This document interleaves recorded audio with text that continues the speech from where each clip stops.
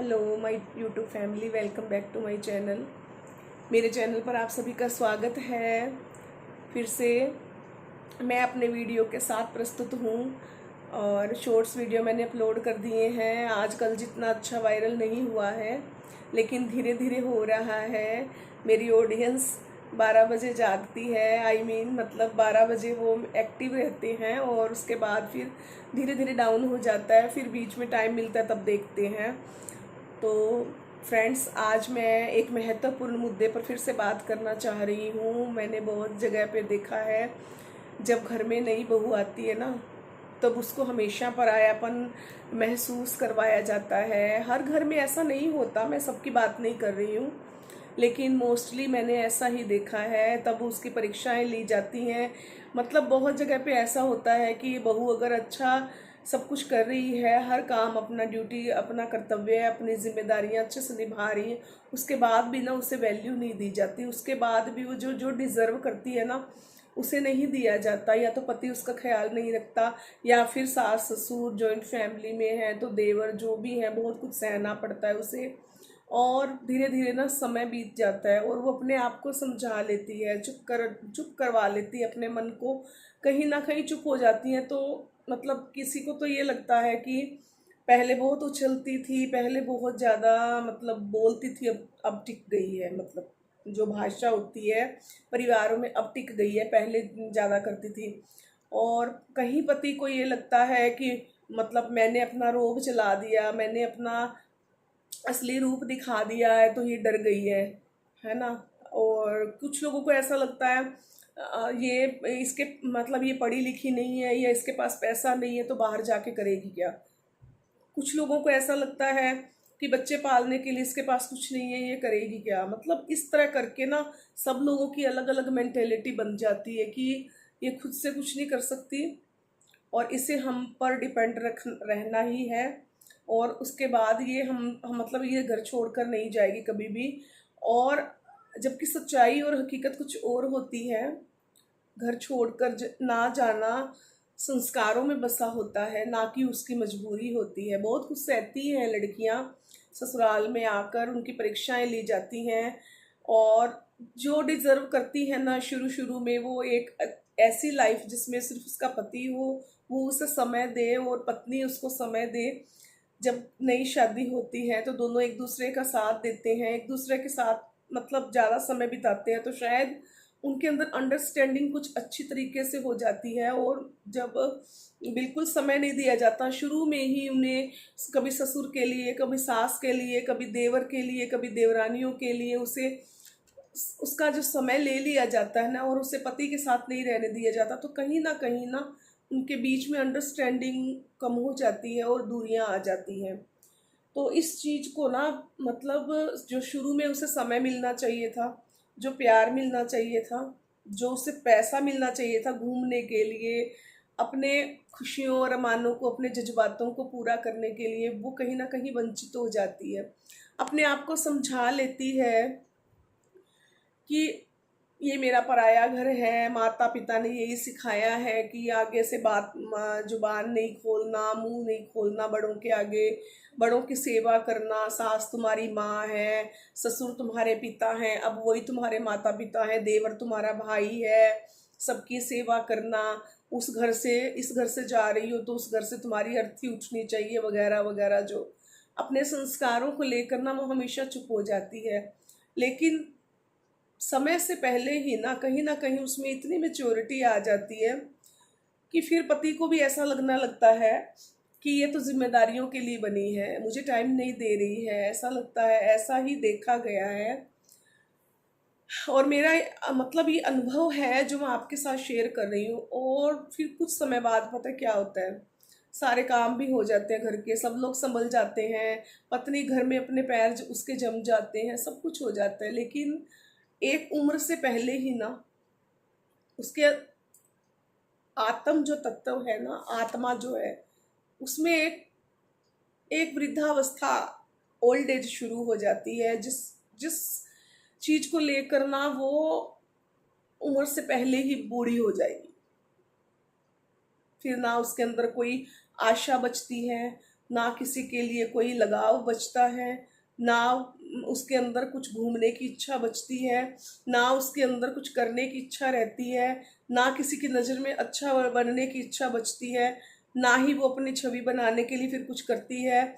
उसे इतना कोसा जाता है, इतना कुछ सुनाया जाता है, इतना मतलब मारना ही सब कुछ नहीं होता कि कुछ लोग मारते हैं, हाँ, तो मानसिक रूप से भी बहुत लोग प्रताड़ित करते हैं।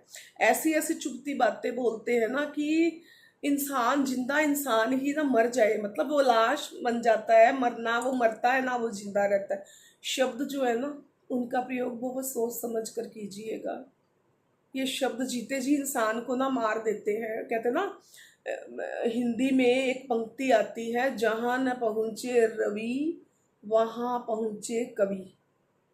अर्थात सूर्य का प्रकाश भी जिस जगह, जिस अंधेरे में, जिस कोने में नहीं पहुंच सकता ना, वहां भी शब्द अपना असर दिखा देते हैं। शब्दों में इतनी ताकत है, शब्द वो कर सकते हैं जो एक इंसान नहीं कर सकता, कोई नहीं कर सकता, वो शब्द कर जाते हैं। तो शब्दों से ही ना दूसरों को प्रताड़ित करता है इंसान, शब्दों से ही दूसरों को खुशी देता है, शब्दों से ही दूसरों का हौसला बंधाता है। अब आप बच्चों को ही ले लीजिए, उसको चोट लग गई है, गिर गया, भागा भागा आएगा, माँ पापा डांटते हैं उसे, क्या गिर गया तूने, क्यों ऐसा किया, क्यों गया सुबह सुबह साइकिल चलाने, ये है वो है, डांट दिया। और वहीं पर माँ उसे सिर्फ फूंक लगा देगी ना, उसे ऐसा लगता है कि माँ का कंसर्न है मेरे प्रति। और माँ चाहे उसको कुछ नहीं करेगी, माँ उसे छुएगी भी नहीं, लेकिन उसको ऐसा लगता है मलहम लग गया मेरा बस अब चोट ठीक हो जाएगा। माँ प्यार से इतना ही कहेगी, कोई बात नहीं बेटा, लगती चोट खा खा के बच्चे बड़े होते हैं ना। तो हौसला होता है ना शब्दों का असर। आप किसी को सिर निवाते हो, शीश नवाते हो, माथा टेकते हो, आप किसी के पैर छूते हो, अगर कोई ऐसे मुंह घुमा ले, तुम्हें आशीर्वाद ना दे, तुम्हें अच्छा लगेगा? नहीं लगता ना। और अगर तुम्हें कोई कहेगा कि सुखी रहो, बहुत खुश रहो, फीमेल है तो उसको आशीर्वाद दिया जाता है, सौभाग्यवती भव, अखंड सौभाग्यवती भव, या फिर ये कहा जाता है तेरा सुहाग अमर रहे, दूधो नहाओ पूतो फलो, अर्थात तुम्हारी गोद भरे, तुम्हारे बच्चे हों, सुखी रहो, वगैरह वगैरह। तो कितनी खुशी मिलती है कि मुझे कितने सारे आशीर्वाद मिले, है ना। जैसे हम आप अपने मदर इन लोग को कुछ भी देते हैं ना, तो उनके मुंह से अक्सर निकलता है भला हो। अगर वो कहती है एक कप चाय बना दो, अगर बना दी जाती ना, तो वो चाहे मेड हो चाहे वो बहू, मतलब वो उनके मुंह से ही निकलता है भला हो तेरा, बहुत बहुत भला हो, बहुत बहुत शुक्रिया। तो अच्छा लगता है सुन के कि ना चाय के कप के बदले में ना कितने सारे आशीर्वाद मिल गए। लेकिन कुछ लोग इस तरह का बिहेव नहीं करते हैं, तो उसके जो शब्द हैं ना वो चुभते हैं, इंसान को चुभते रहते हैं, चुभते रहते हैं, इतने चुभ जाते हैं कि एज से पहले ही ना इंसान बीमारियों से ग्रस्त हो जाता है। फिर फिर ये बोलते हैं कि इलाज करवा लो, जितना पैसा लगेगा हम लगाएंगे। जब समय रहते, जब उम्र होती है, जब अरमान होते हैं, जब खुशियाँ होती हैं, जब सपने जिंदा होते हैं, जब इंसान पराए घर से मतलब आता है कुछ सपने लेकर साथ में, उस उम्र में आपने पैसा नहीं खर्च किया उस पर, उसकी खुशियाँ नहीं दी, छोटी छोटी छोटी छोटी खुशियाँ, पति के साथ बाहर घूमने की खुशी, पति के साथ टाइम स्पेंड करने की खुशी, पति के साथ आइसक्रीम खाने की खुशी, पति के साथ बाहर सूप या जूस पीने की खुशी, पति के साथ छोटी छोटी खुशियाँ बांटने की, या फिर बहुत सारी ऐसी छोटी छोटी बातें, दूसरों से रिस्पेक्ट पाने की खुशी, अपने काम करने के लिए छोटी सी तारीफ प्रशंसा पाकर जिससे चींटी पहाड़ चढ़ जाती, वो छोटी छोटी चीज़ें आप सारी छीन लेते हो उससे। फिर बाद में ट्रीटमेंट के लिए पैसा लगाते हो, मोटा पैसा निकलता है तुम्हारा, क्योंकि जो खुशी, जो पैसे उसकी खुशियों पर, उसे स्वस्थ फूलों की तरह रखने में, उसे ये एहसास दिलाने में लगने चाहिए थे ना कि ये तुम्हारा ही घर है, तुम इस घर में अपना घर छोड़ के आई हो, ये सब तुम्हारा है, सब लोग तुम्हारे अपने हैं, यहाँ पे तुम्हें कोई इनसिक्योरिटी नहीं है ना। तुम जो काम करोगी अगर उसमें कमी रहेगी तो हम सिखाएंगे, अगर तुम कुछ गलत करोगे तो हम बताएंगे, गलतियां इंसान से हो जाती हैं, इस तरह की बातें कहेंगे तो उसका हौसला बना रहेगा ना, खुश रहेगी ना वो। सारे काम करवाने के बाद अपने बेटे से ये कहे कि वो उसे घुमाने लेके जाए, खुश रखे उसे, अपनी पत्नी को। जो इंसान, जो लड़की डिजर्व करती है ना, उसे वो सब देना चाहिए। नहीं तो बाद में ना पैसा लगाने से, बाद में ट्रीटमेंट करवाने से ना कुछ नहीं होता है, कुछ नहीं होता है। जब मन मर जाते हैं, जब आत्मा में वैराग्य आ जाता है, जब सबके प्रति मोह खत्म हो जाता है, जब सबके साथ लगाव खत्म हो जाता है, जब आत्मा मर जाती है ना, जब जज्बात मर जाते हैं ना, उसके बाद चाहे इलाज करवाओ चाहे कुछ करवाओ, उससे कोई फर्क नहीं पड़ता। क्योंकि जो एलिमेंट्स, जो दिल में जो तत्व एनर्जेटिक थे, वो मर गए, वो खत्म हो गए। मतलब दुखों से लड़ने की शक्ति खत्म हो गई। जब कहीं ना कहीं हार मान ली, सब लोगों से बोल बोल कर लड़कियां थक जाती है ना, जब उनको लगता है कि अब मेरे पास कोई इलाज नहीं है, बस चुप करने के सिवाय अब कोई कुछ नहीं रहा मेरे पास, तब लड़कियां अपने आप को कहीं ना कहीं समझा के चुप हो जाती हैं। उस समय जब उन्हें बीमारियां लग जाती हैं, इस तरह की प्रॉब्लम्स आने लगती हैं शरीर में, कि वो मतलब वो उस समय उनकी उम्र नहीं होती है, उनको इतनी तकलीफें हो जाती हैं, तो उस समय पैसा लगाओगे वो व्यर्थ है। तुमने जानबूझकर उसे रोगी बनाया, हर बात पे उसे ताना मारा, छोटी छोटी चीज़ों के लिए उसे तरसाया, उसके अरमानों का गला घूंटा, उसके जज्बातों को मारा, उसे ताने दिए, छोटी छोटी बातों पर उसे डांटा, बेवजह उसको ऐसा कुछ बोला जो उसको तीर की तरह चुभा हो। उसके बाद भी ना उसे कुछ भी दो, फिर वो असर नहीं करेगा।